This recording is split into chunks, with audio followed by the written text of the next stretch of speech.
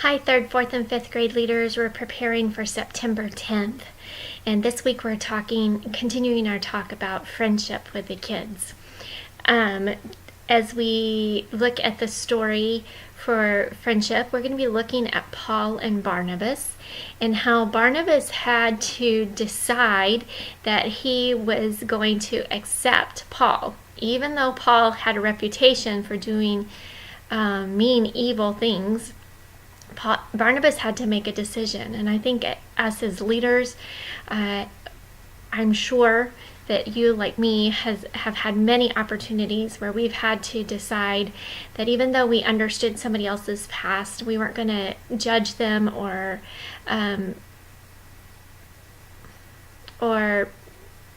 make them feel more. I can't think of the word I'm trying to say. Make them feel less because of who they used to be. Because we all know, and I know for sure for me, that I would be nowhere if God hadn't rescued me and sent Jesus to save me. So I think that's the heart behind the story with Paul and Barnabas, because it definitely was Jesus's heart. He came to save us and to rescue us from our deep, dark times. And so thankfully Jesus accepted us even in the middle of our stuff. As you prepare for your small group this month, we all realize that Harvey has affected all of us, and it affected us in ways that nobody really knew how far that affected us. And so I want you to know my heart behind preparing these videos is not to make you do any of the stuff. We have it prepared, we have it ready for you, so it will be there. But my heart is for you to spend time with your kids. Kids are typically very resilient, but they also carry more burdens than a lot of us are ever aware of. And so if you felt like at any time as a small group leader, either you can't be the leader today, please let me know. I want to be there to help support you. But also, if you felt like most of the kids in your group, they don't need to sit and do all the activities that were prepared for today, you have the freedom to do that as a small group leader. We just want to make sure that if you wanted to use them, that you knew what was going on and what was in your basket, okay? So I trust you as a small group leader would prefer for you to spend the time with the kids instead of just let them have a free-for-all play day. But if that's where the kids are on that day, that's where the kids are. And we're going to love them and accept them and try to encourage them in the middle of them trying to have time to just be a kid, okay? All right, so your ongoing activity this month for your welcome activity is called Why Do You Love Your Neighbor? And part of the reason I chose this activity is I felt like it was a good icebreaker thing. And so if you want to adjust it a little bit to fit the needs of your group more, you can do that. What the activity is asking kids to do is to find somebody in the group who might have something similar to them. And so you go and stand by someone they're supposed to say this sentence. If you wanted to change the sentence, you could totally change the sentence. But what they're supposed to say is, I love my neighbor because just like me, he's wearing a black shirt. And so they go and stand by the person that has the black shirt. And maybe if your group doesn't know each other really well, they can introduce each other, say their names to each other. You can make it as much of a getting to know you game as you want to. It also could become a really silly game.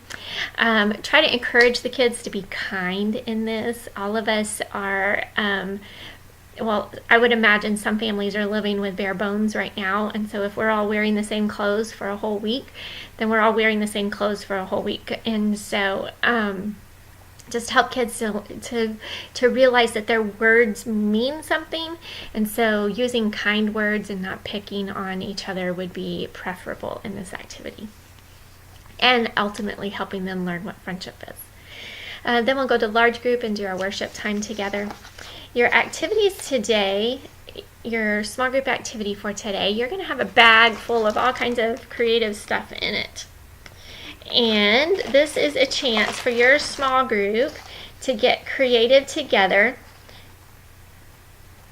And what they're supposed to do is use the creative contents in the bag to create an object to represent some part of the story. Of a story.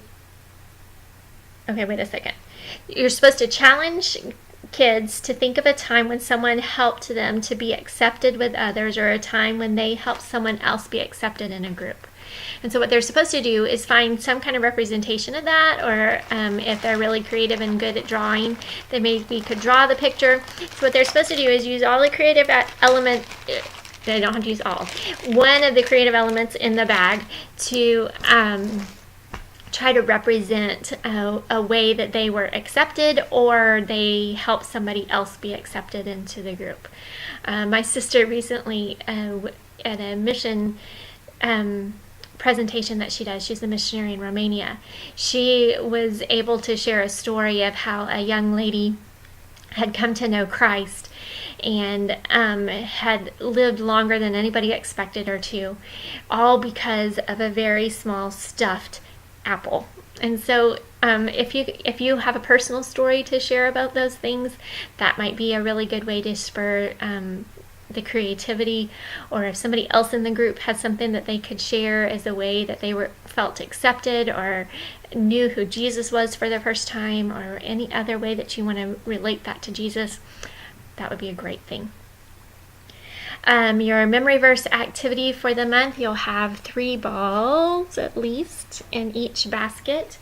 And the balls, you're supposed to take one at a time and throw them to a kid and explain that when they catch it, they should name a time when a friend needs us to love them. This may be the only activity you do this month, and that would be okay, because it would be good for kids to understand ways that they can help too.